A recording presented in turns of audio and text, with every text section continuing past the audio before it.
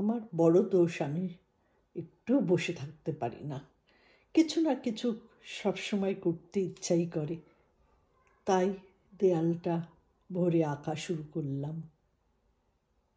আমি কিছুদিনের জন্য এসেই এই কাজগুলো করলাম।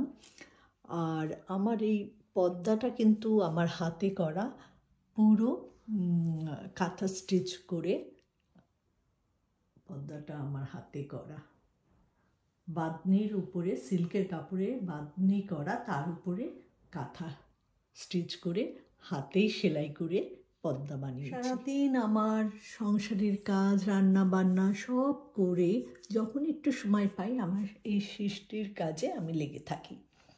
আমার প্রতিদেবতা তার জন্যে কাজের লোক রাখতে চাই। এখানে ভালোই কাজের লোক পাওয়া যায়, কারণ তার কর্মক্ষেত্রে সবারই বাড়িতে কাজের লোক আছে। তো আমাকে বলে যে আমি রেখে দিই। আমি বলি না, বরঞ্চ তুমি ওই টাকা দিও, সেই টাকা আমি লোকের পাশে দাঁড়াতে পারবো।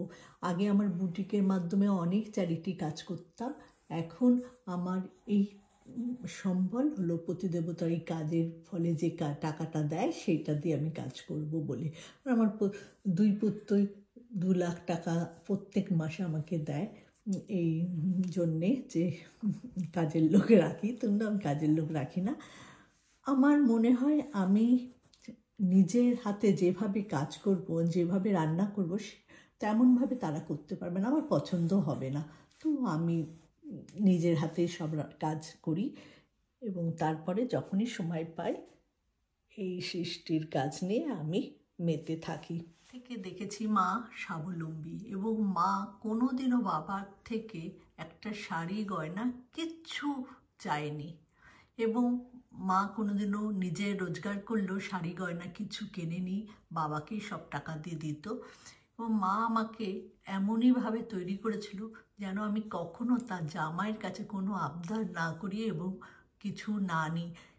আমার শখ আহ্লাদ মা পূরণ করে দিত।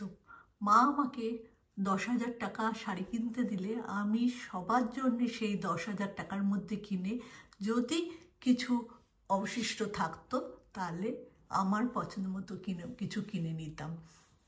এবং কোনো দিনও আজ পর্যন্ত আমার কিছু দরকারও পড়েনি, কারণ মা আমাকে সেভাবে গুছিয়ে দিয়ে গেছে। এবং মাকেও যে শাড়ি দিতাম সেটাও মার টাকায় দিতাম, কখনো জামাইয়ের টাকায় মাকে কিছু দিইনি। অনেকে তাই নিয়ে আমাকে 2-1 কথা শুনিয়েওছে, কিন্তু তাতে আমার মনে হয় আমার মাথা নিচু হয়নি, কারণ মা বলতো কখনো জামাইয়ের পয়সা দিয়ে আমাকে কিছু দিয়ে নিচে নামাবে না, কেন মার প্রচণ্ড আত্মসম্মান ছিল। সেটা মার মনে হতো, সবার তো এক নয়। তবে আমি কোনোদিনও আজ পর্যন্ত কিছু